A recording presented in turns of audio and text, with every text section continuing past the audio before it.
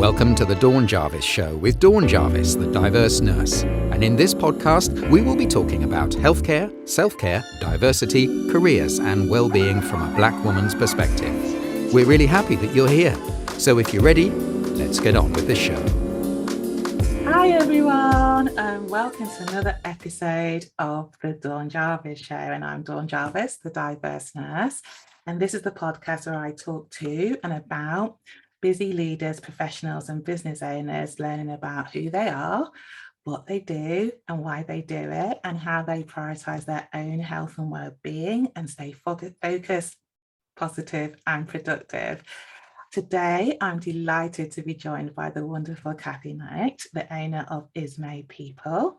And I met Cathy on a course that we did together during lockdown online. And I also have done some stuff with her on Clubhouse. And today, Cathy and I are going to talk about how to help kickstart young people's careers. And we're going to discuss how to access the scheme before it ends, the importance of helping young people to get their foot on the career ladder, and to remember not to give up when things in business change or go wrong. You can look for a different route and get to where you want to be. So hello, Cathy, how are you doing? How are you doing today? I'm good, yeah, very well. Really pleased to be here. Yeah, so good to see you, and I'm really looking forward to chatting to you and hearing all about what you're up to. So let me introduce you properly. Cathy is the owner of Isme People.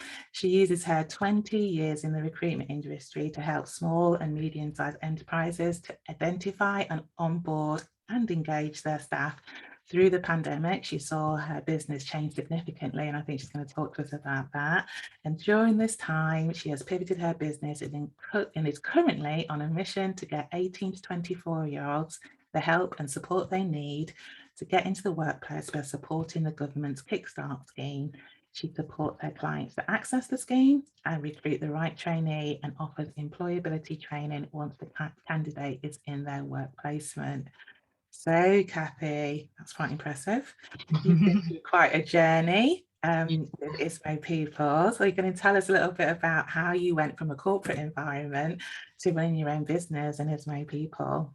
Yeah, so I guess I start at the beginning that I kind of fell into recruitment, as a lot of people do. So yeah. I went to university, studied marketing, and thought the next thing to do was to get a job in marketing, and whether that was in a corporate organisation or in a marketing agency.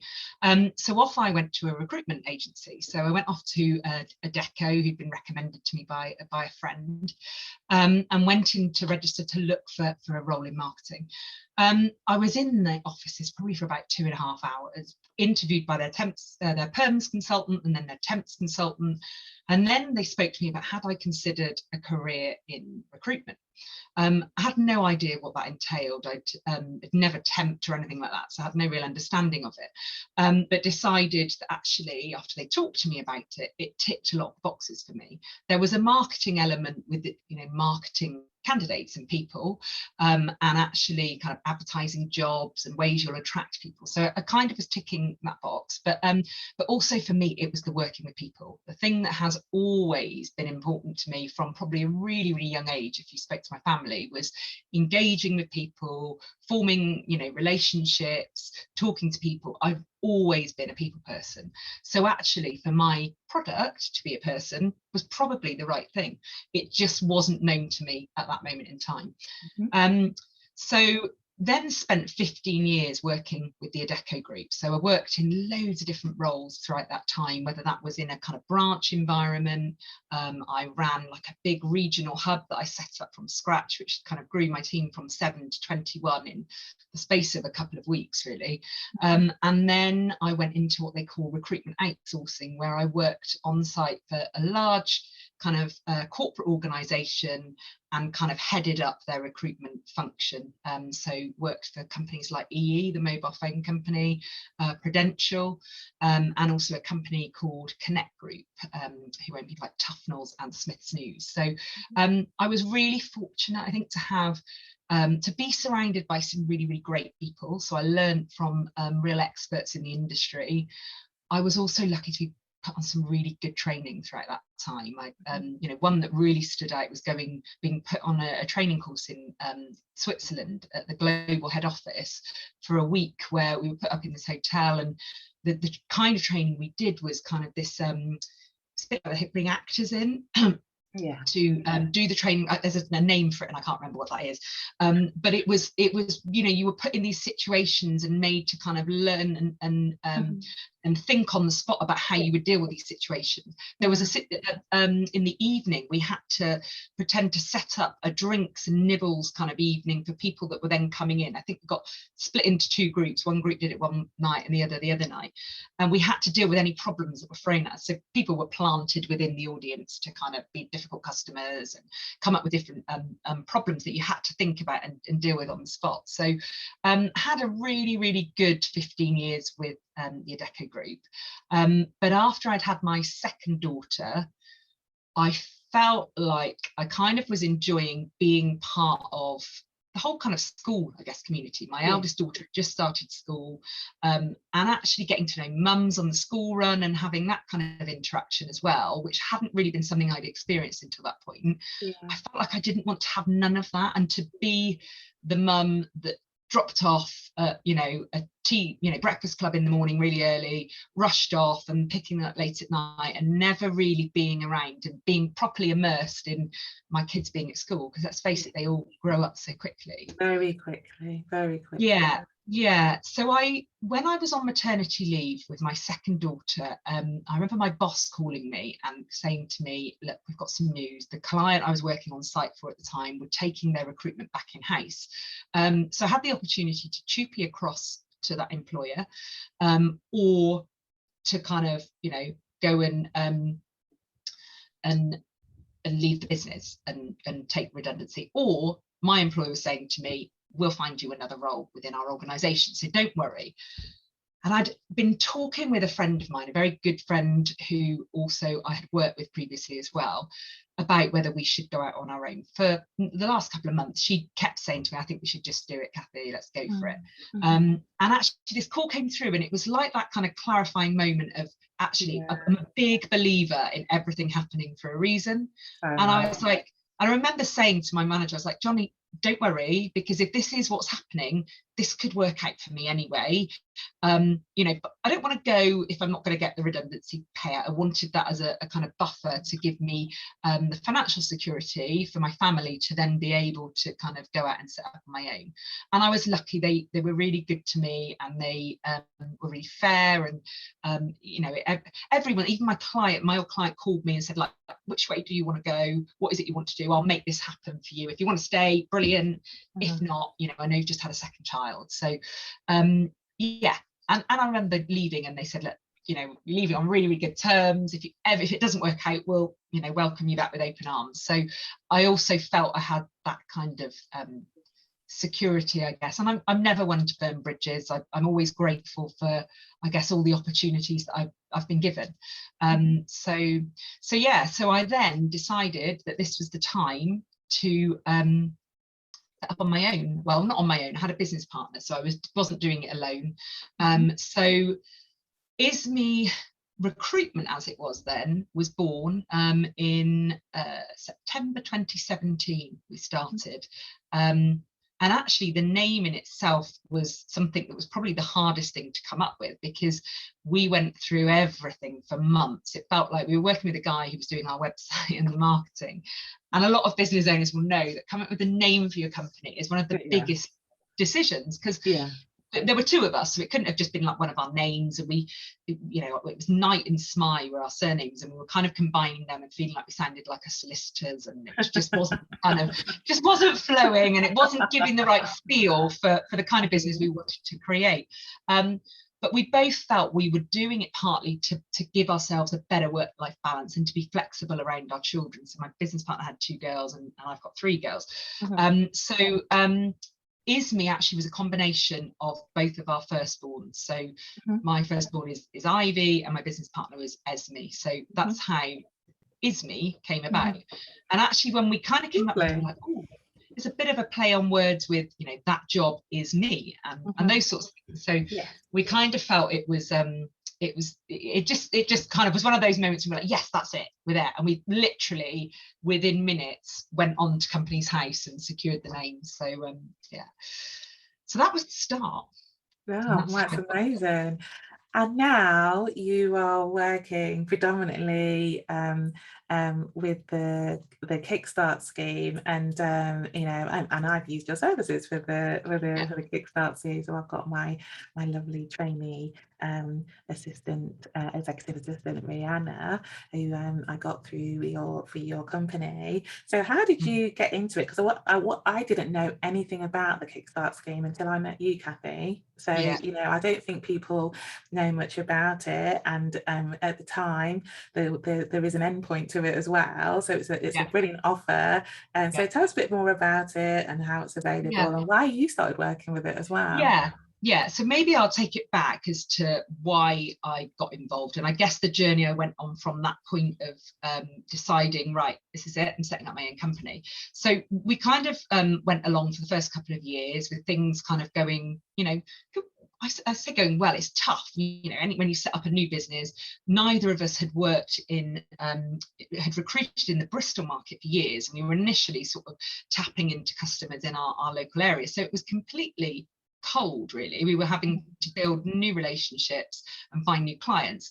And actually we did that over time, and things, although it had been a tough, what would it have been at that point? I'm just thinking when the pandemic hit, probably 2 years. So we were about 2 years in, and it felt like we were just at that turning point where things were starting to kind of feel a little bit easier. And then we were all hit with COVID, in the sense of the pandemic hit, and the world changed. And I remember just having clients phoning me daily, hourly, saying, actually, we're going to have to withdraw that vacancy, that job offer to that candidate, or we need to put that vacancy on hold, and not knowing when we were going to kind of come out of it. And then the school shutting, and me and my business partner both going into this kind of period of homeschooling, the worry of not knowing. I think before the government announced that you could furlough as a director of a business, initially you weren't going to be able to do that.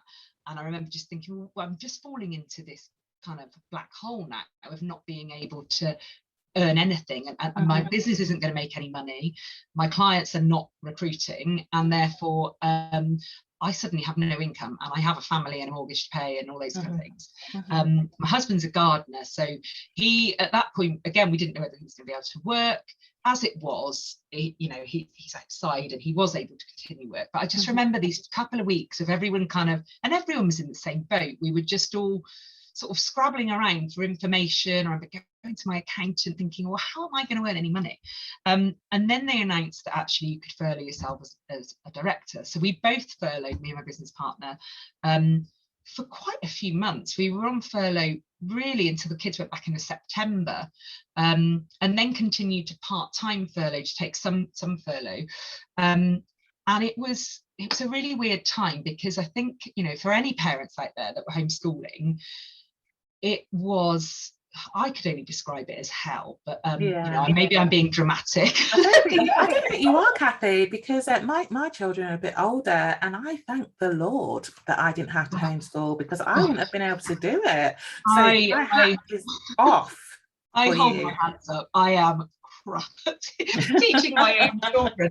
I think if it was someone else's kids, I could do it, but when it's your own and they are, I only had one at that time of school age, but what I had is two that were preschool age. So I have she's now 3 and a 5-year-old, but then they would have been not even 2. She was 1.5, and then in fact she turned 2 during the pandemic, and then the other one would have been 3, getting 4, that kind of age.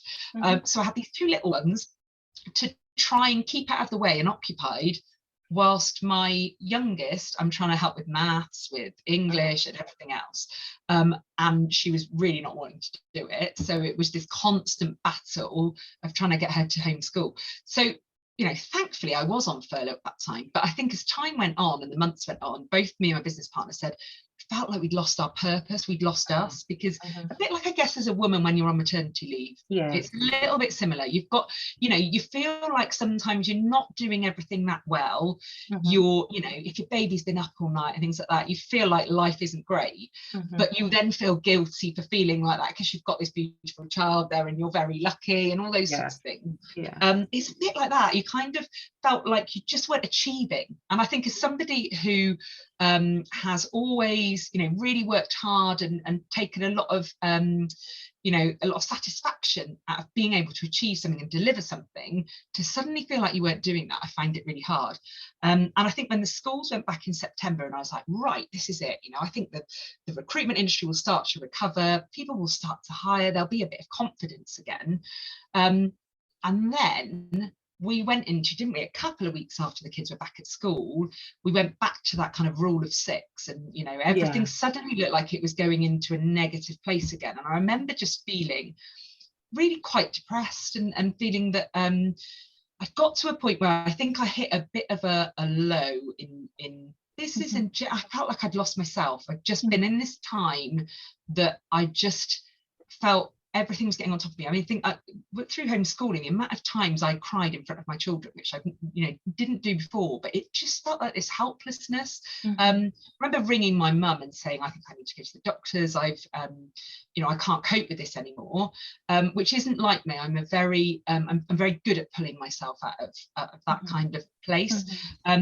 But it just been too much. And my mum said at that point, I think you weren't even allowed to each other's houses, but she said, look, I'll have Ivy and do the homeschooling with her once a week. And I think they just opened up the preschools, and childminders were allowed to have children back again. So it meant I had a day a week where I didn't have any children, and I could just do stuff in the house and get on top of it. But yeah, when September hit and then things didn't really pick up, I kind of was in this place of, I didn't know what to do. My business partner was doing some other work, so she actually wasn't really involved.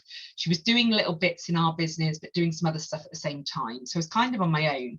And then actually I got into networking. And I'd always hated networking. We used to do it because we knew it was how we needed to kind of get our name out there and meet people. But I remember we would go, oh God, you do this one, I'll do the next one. We'd be ringing each other before, going, oh God, I'm on my way to this thing, I really don't want to do it. I hate that, going into a room and knowing no one and making the small talk. Even though I'm a people person, I hate that. I don't know why, it just, and I've got a lot better at it. And actually doing it over Zoom and things like that, I just got really comfortable with it and got into a really good networking group I was part of called the Cobra Club, that it's Wiltshire based originally, but it all went online and went across the UK in the pandemic. And actually that saved me, I think, because I suddenly was surrounded by other business owners that had gone through the same sort of thing, understood how I was feeling about things. And actually I kind of was saying to myself, if I don't start to make some money between now and Christmas, I'm going to have to close the business, and I don't know what I'm going to do, and whether I go back into a corporate role again, but this is going to be over because I need some income, and I need to pay bills, but, you know, there were business bills that came out each month. And I think I pretty much got to the wire, but got there, and it just, and people often say I'm one of those people that even when it seems really, really bad, suddenly something changes and it turns. And I've just managed to get to a point where I think I had a placement came through, and that saw me through for another month or so. But I was starting to get to the point where I had lots of new vacancies coming in, but was finding I had less and less time to actually do the recruiting for them and do all the admin that goes around all of that, posting the job adverts. So I decided, I'd heard about the government's Kickstart scheme and thought, do you know what? I could do with a Kickstarter in my business. And I think when they initially launched the Kickstart scheme, you had to recruit like a minimum of 30 people. So it made it really only available to large corporate organisations. They then created gateways that you could go through to be able to access the scheme. But at the start of this year, they changed it, that actually you could just recruit one. And you could recruit, you know, one individual for your company, and therefore it opened it up to everyone, which I think was a key change for that scheme, because I think what Kickstart offers for both a candidate, and I'll go on to talk about what Kickstart is, but what it offers for a candidate is that experience and learning from somebody. But for a small business owner, it gives you that chance to employ someone and kind of learn what it's like to kind of, you know, have to have all the responsibilities as an employer, but have the support of their wages being paid and the cost of that being reimbursed to you and covered by the government. And that to me is key. And also what it does for employers is it allows them to take a risk on somebody that perhaps wouldn't have been somebody they would have recruited normally, because they'd have thought, oh, I'm not 100% sure, but, you know, they could be right, but you know what, it's too risky for me to spend all, you know, the time training them and spending salary, you know, costs for 3 months, and then actually it doesn't work out. But when you're employing somebody in a Kickstart, you're happy to take that risk because actually it may well work out. And I've seen so many examples of people, you know, and I've had it myself that, you know, I've got a guy working for me at the moment. He wouldn't have necessarily been someone who I would have seen as a person to work in recruitment, and he's been brilliant, absolutely brilliant, and is so committed to kind of supporting me and the business and working with me. But yeah, would I have taken that chance if I'd had to pay that salary cost from day one? No, you wouldn't. Probably There's not. no doubt about it. And recovering after a pandemic. No, and the same with me, because that's the thing. It was sort of like it was a capacity solution too. So when you're a solopreneur, there's a lot to do, isn't there? There's a lot to remember, and you almost need another pair of hands, another pair of eyes, don't you, that can help you. And obviously it's your job as the leader to sort of like do those things, but there are things that you don't need to be doing that other people can be doing. And you know, so what I found through it is it's been really good because it's made me think about my business in a more systematic way, and also I've got someone that I've got to tell what to do, sort of like guide them about what to do, and then it makes me think about what do I need to do in my business, and you know, what are the things to do that I'm not good at, because I think you go through a point in your business where you can do it all by yourself, but then there's a point where you need to scale it up to actually make some money out of it and take it seriously, I think. And I think sort of the Kickstarter is perfect, isn't it? So the kicks, and also you talked about networking, which is my bag, and I'm writing a book about networking. Absolutely hated it. Yes, I know, but what's interesting to me is that you know, that you sort of like found a way to do it. But what is most interesting to me is that we probably met through networking, didn't we? And we've done business together. And that we met in a situation, we were on a course together, and then we met outside when we were able to meet. We a group of us were doing on the same course, and we met outside. I heard about the Kickstarters. We talked about what we did in our businesses, and I heard about the Kickstarter. Oh, that's a good idea. I'll do that. And then so that lots of things happening there. Sort of like there's as you said, that you're in a room with other business owners who know what it's like during the pandemic to sort of like know what it's like to go to the wire. Because I heard what you said, Cathy, and it was like that, wasn't it? You know, I said to my mother, I take 6 months at a time. You know, I'll see how it goes for the next 6 months. You know, and some people take less time, don't they, to think about, you know, whether it can be a go or not, or whether they need to go back to work. So you don't want to do that, I think, because you know, you kind of come out of, not to say that I'd never do it, and you know, and that's, but I'm quite happy with it. I'm not someone to give up, and I think for me it did not feel like I was ready to say, do you know what, I've been beaten by a pandemic and therefore my business is over. What did happen is my business partner ended up leaving, so just due to her own personal sort of circumstances, and she had her husband off work after having a knee operation at the time, so she was kind of bringing, you know, the breadwinner and bringing all the money in, and needed some kind of security. So so sadly we ended up going our different directions, although we've been best friends for years and still are, and she's still my biggest cheerleader now, but that was really hard because and to kind of, I remember someone saying to me, someone again who I met through networking, gave me some really good advice when that happened, to say, you're grieving, you know, the loss of what was going to be this, you know, this dream of this business together, that now isn't going to happen. But what you know, give yourself a week to just kind of digest and get your head around that, and then come back with what you want to do, because this is your business now. And actually, you can make the decisions, and there may have been things you've compromised on in the past, but now you don't need to. You can take this business in your direction. So it was at that point that I really took, and that's probably around sort of the time that we met Dawn, when I was doing a few different coaching programs at the time, which helped me to really think, right, okay, what sort of clients do I want to work with? What is important to me in this business? What do I want this business to be? What do I stand for? What am I passionate about? Yeah. And one of the things I have always been passionate about is helping people to kind of develop their careers. And I guess, I come at it from a kind of HR recruitment world anyway. So I've always kind of sat in that space. But I think in recruitment, you get two kinds of people. You get the people who are in it for the deal and the money, and you get the people who are in it for the people. And that can be, both the clients that they're working for to find them the right person, and the candidates who are getting that job. Absolutely. And still to this day, it lights me up that when I ring somebody and make them that job offer that they are delighted with, and a client to say to them they've accepted that job offer, there's no feeling like that if that's what, if you're in it for the people. I mean, I guess if you're in it for the money, you're still excited by it, but that's just not me. It's never been. Well, I think it's good to be passionate about something, and I really like what you talked about. At the time we met, we were going through stuff. We were finding out, what our businesses were, what was our mission, what was our purpose, why were we doing it. And it's really good that that you saw the reason to carry on, the reason that you were doing it, and that gave you some drive, didn't it, to do what you're doing, and you're helping young people get their foot on the career ladder, which must be very rewarding.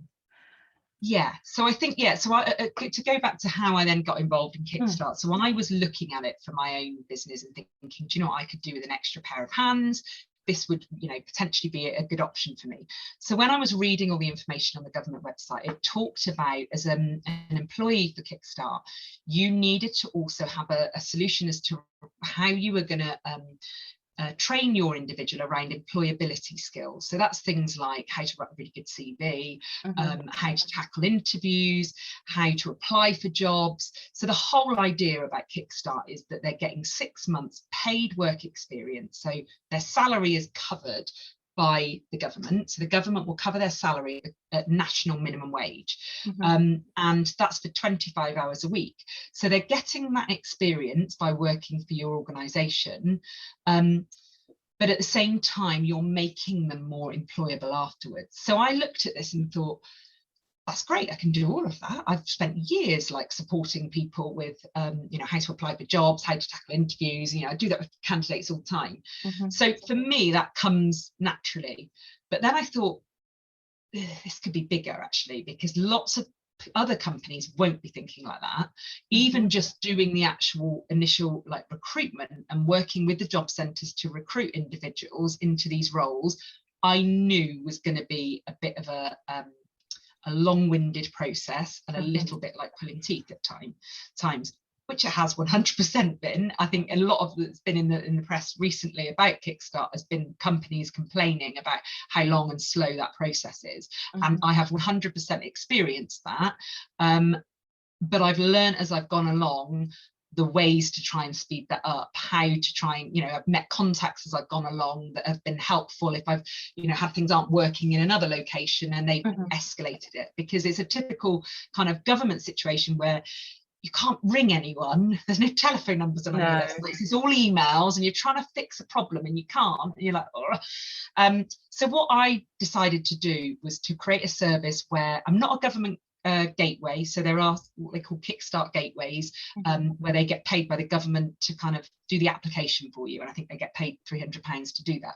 I don't get that. I missed the boat on becoming a gateway.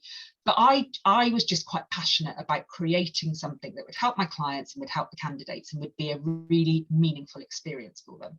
So what I do for my clients is I do the application process for them. I put the application into DWP. Once the application's approved, and there's been times when it hasn't been approved and we've gone in again with a bit more information, and they all seem to now be approved. I think I understand what they're looking for and how to answer the questions. But then once it's approved, then I work with my client to create a job spec and complete a template that you have to complete for Department of Work and Pensions, and then the candidates are referred to me. I screen them, and then so I'll do an interview with them over Zoom myself. If I think they're worth my client then interviewing, they would then almost do the second stage interview. So my clients don't have to go through lots of candidates that aren't right. They pretty much see, you know, most of the candidates that get interviewed by my clients get offered the job, to be fair, because I work really closely with the clients to understand what they want in the first place anyway. And then once their person starts, I help them do the HR paperwork they need. So a lot of my clients are small businesses and they perhaps haven't employed anyone before. So I provide them with a contract of employment, HR policies, an offer letter that they can then give their individual. So they've got all of that piece covered as well. I don't do the payroll for them. They do have to do, you know, their own payroll and any costs associated with that. If they need equipment, they, you know, the company need to cover that cost as well. But what they then do is they come into a weekly mentoring program with me, where every other week we do a topic, whether it's kind of CV tips, interview tips is a session I've run with one of my groups this morning. I also get guest speakers in to talk to them about like their career journeys, to kind of give sort of inspiration as to how people have gone into different paths and got to where they are today, and actually kind of, you know, really telling them that it doesn't always go the way you think it's going to go, and life throws different things at you that send you in a different direction, but actually it's all meant to be, you know, that's just the path you're supposed to follow. That's kind of what I believe, not to get too woo, but I'm not particularly woo, but I just yes, in my head, I think yes, you know, that's we've all got a different route that we're going to go on, and then the weeks in between, and we have like a shorter sort of check-in call just to check how they're getting on, and if there's anything that's come up that they want to share with the wider group, because we come together as a group of Kickstarters. So there's other people that are going through the same journey as them and working for other clients of mine that they get to meet through that process as well. So and I've loved doing it. I feel like it's a chance to give back, and a chance. I think the one thing as being a small business owner, probably one of the things I miss now is I used to manage big teams, and I actually loved, you know, if I spoke to anyone who I managed years ago, they would always say always about bringing everybody together, getting everybody on board to achieve the same thing. I'm not, I think of myself as I'm not really competitive, but I am if I'm in a team, like we're in this together, we're going to do this and so and my husband would probably say, well, you totally are competitive, but I'm like, but not in a one-on-one situation. I like it to be, we're all doing this. I remember winning an award as a branch manager, and it was branch of the year, and that was the best branch of the year. So all me and my team got to go up, and that was the perfect award for me. If I'd won branch manager of the year, I felt like, well, it's not all about me, it's about all of us. We couldn't have done it without, you know, the collective absolutely team. Absolutely. So so you work with young people, and you really get it. Has there been a book or something that's sort of like really sort of like that you've read that's been quite inspirational for you? Yeah, I mean, I find I get very little time to read these days, and a lot of what I do end up reading business books and things like that. So, and there's loads of good business books. And then I'm like, oh, I need a bit of fiction and a bit of time away. So, we did have a holiday in Cornwall at the end of May. So I've got, like I said earlier, 3 children. So there's a lot of mummy, and I don't get that much time, but I was away with all my family. So my mum and dad were there, my sisters. So I got the most time I've had to actually read for quite some time. And I read The Midnight Library, which I had in a pile of books to read for ages. And I found it, if you've read it, it's a book about how somebody has just committed suicide, and she's in that kind of space between, you know, being alive and being dead, and the space in between. And what she gets to experience in that time is the different way her life could have gone if she'd taken different choices and gone down a different route. And actually, sometimes, you know, at the point she was dying, she had regrets about her life not going in a certain direction. And actually, when she got to experience that life, she found that actually it wasn't as great as she thought it would have been. Mm-hmm. And actually the lives that she perhaps hadn't even thought about living were the lives that were much more rewarding. And it really made me think it's like that sliding doors moment of, you know, our lives, they go in different directions depending on the decisions we make. But actually we kind of have our endpoint we're always going to get to, and we just kind of go in different directions to get there. But actually no decision is necessarily a bad decision. It's just the decision that's right at that point in time. I love that. Yeah, and it really resonated with me because I think like that anyway.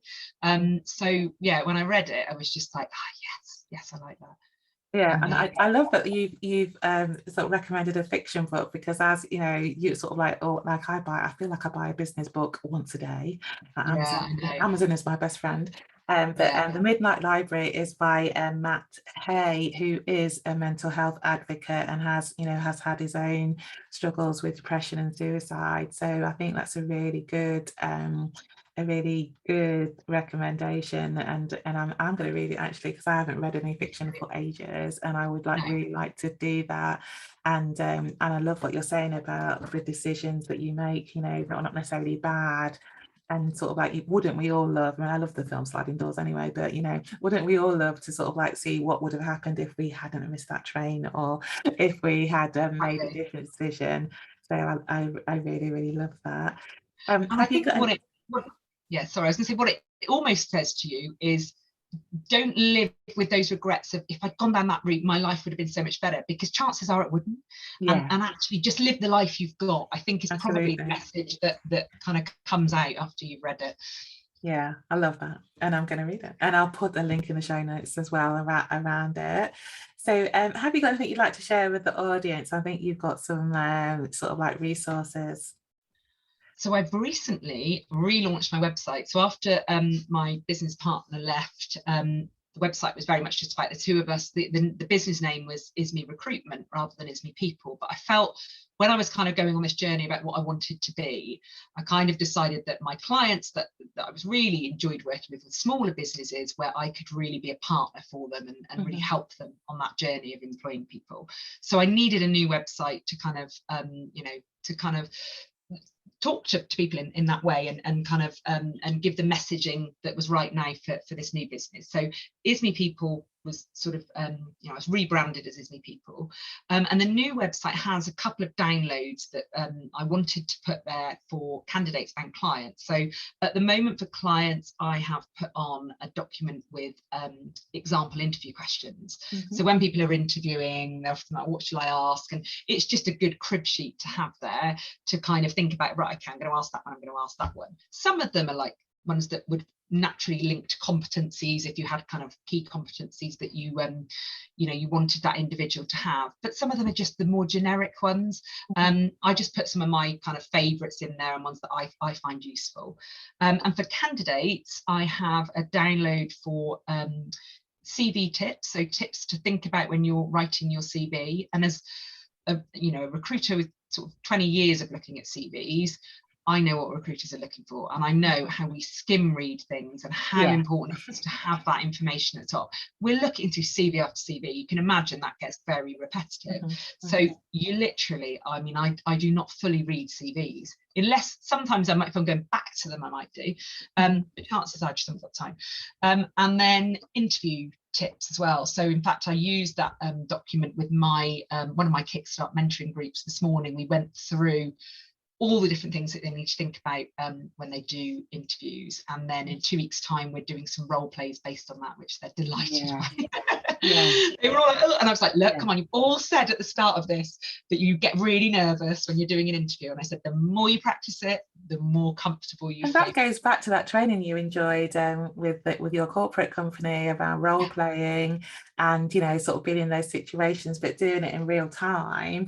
I've done those kind of trainings. I actually used to go out with an actor that actually had a company called Role Plays that did that, sort of like used to test people in corporate situations. It was to brilliant. do that, and And the experiential learning of it is absolutely That was the word I was looking yes, for. yeah, experiential learning is fantastic in it, because it puts you in that real-time prep. And I know for interviews for like senior jobs that I've been for, sort of like actually having that prep in real time with people taking it very seriously has been very, very helpful, because it's sort of like you're thinking on your feet and what you would say. So I think that's really, really good what you're doing. We did the theory today. So, and again, you're thinking of learning styles, people learn differently. And so, that kind of role play learning, although I might go, oh God, I don't want to do that, when I actually do it, I find that that's a really good way for me to learn. Absolutely. But it's not for everybody. Some people like the theory. So, I'm trying to make sure when I run my sessions that I'm kind of addressing that and doing something that is suited to everybody's learning style. We went through behavior profiling a couple of weeks ago, and I used a tool called Miro, and had somebody in who's a Miro practitioner to come and talk them through what the different personality or behavior types, not personality types, what they mean. And actually it was really interesting, because I've looked at most of their reports to see how they come out, because it's helpful for me when I'm kind of mentoring them to kind of understand what their personality preferences are and how they tend to behave and what's naturally their behavior type. So yeah, that's been a really good insight as well. Fantastic. Have you seen Rihanna's? Because Rihanna did that. Yeah, brilliant. Yes. So we need to talk about that actually. Yeah. So and you're so busy. You're a mom. You've got your own business. You're running this Kickstarter program. You're the mentoring. You even find time to read, Cathy. How do you both stay focused and positive and manage your own health and well-being in all of this? So I'd say probably my biggest fault is relaxing. I'm really rubbish at sitting there and watching TV. I can manage a series where it's like an hour long. Sit there and watch a film. I get really bored, and I was like it as a child, and I've never been great at watching films. But I like to do stuff that kind of makes me switch off. So go for a run, and I never listen to music or anything when I run. I was talking to a friend about this the other day, because she's like, oh, I listen to podcasts, and I'm like, no, for me, I could go for a really long run and I just want the quiet. And I don't know if that's having 3 young children where my kids range from 8 to 3, and I've got mummy constantly, that actually just listening to the birds singing and the traffic noise or whatever is just bliss in a way.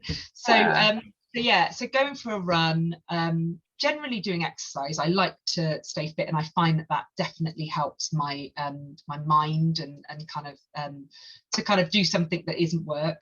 And I love baking. I've always been someone who's baked my own birthday cake from the age of 7 kind of thing. That's amazing. Always been into cooking and bake. So I made a unicorn cake last week for my daughter's 5th birthday. And that's me time. That's for me is relaxing, cooking and baking, kind of being in the kitchen and doing something that I'm just focused on what I'm doing, and putting a bit of music on and dancing around while I'm doing that. That to me is that sounds perfect. That sounds perfect. And I feel the same about I like doing dinner parties and I like baking, but I don't like cooking the everyday dinner. I don't like doing tea. It's just like I like sort of I find it's like art, sort of baking, isn't it really? So I wasn't very good at art, but I do like baking. So are we going to see you on the Great British Bake Off, Cathy? I don't think so. I don't think I could fit the time in to do it. I remember when I was growing up, actually, this is probably relevant in the whole Kickstart thing, but wanting to be like a cake decorator, and my mum's going to send me on this course to do it and things like that. And then I kind of came to the conclusion, my friend's mum was a cake maker and she used to make cakes, and I remember she was getting really bored because she was having to just do them again and again and again. I was like, for me it's enjoyment, and I enjoy doing all of that at the moment. I don't want to get to a point where it isn't enjoyable anymore. I agree with you. I agree with you. That was my being a chef was my second choice of career after nursing.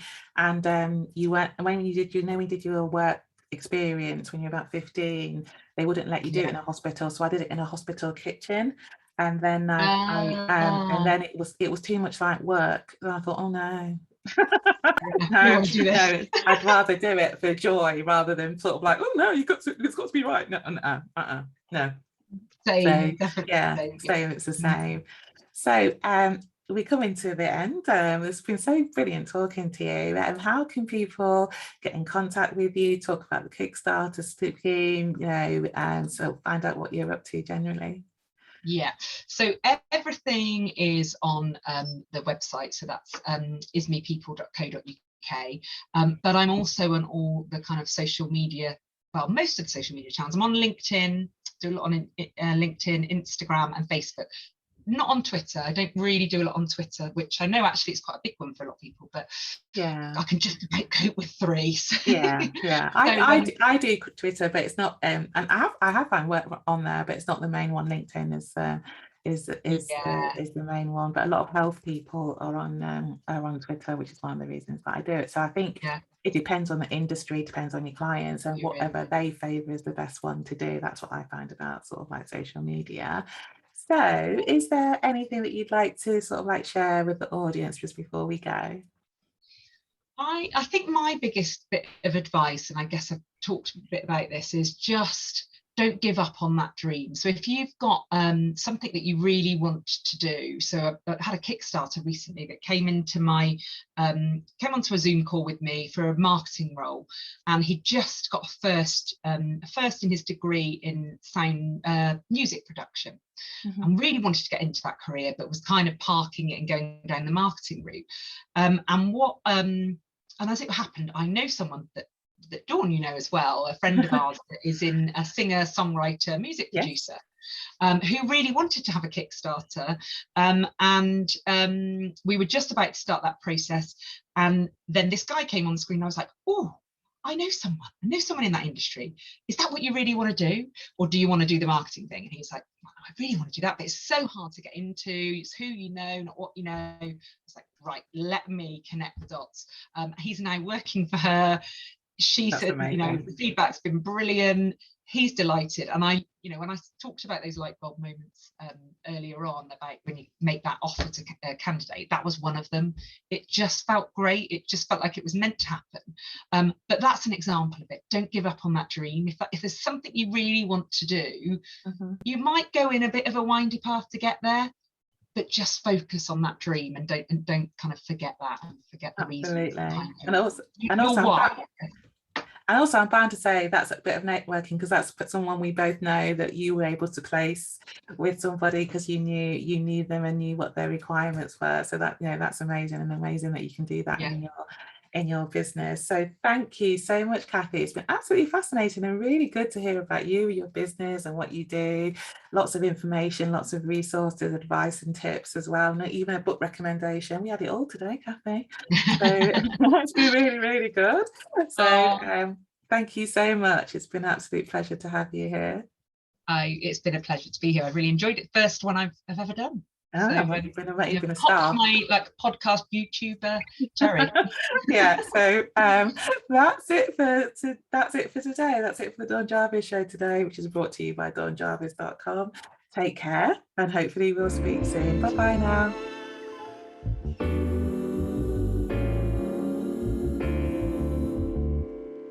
Thank you for listening to the Dawn Jarvis Show. If you enjoyed this episode, there are 2 things you can do. Number 1, leave Dawn a rating and a review on Apple Podcasts. It would mean so much to her if you took a moment out of your time to post your thoughts on the show. It will help Dawn reach so many more people and help them with their well-being. Number 2, subscribe to Dawn's email list, the Diverse Nurse Digest, using the link in the show notes. Until the next time, thank you and goodbye.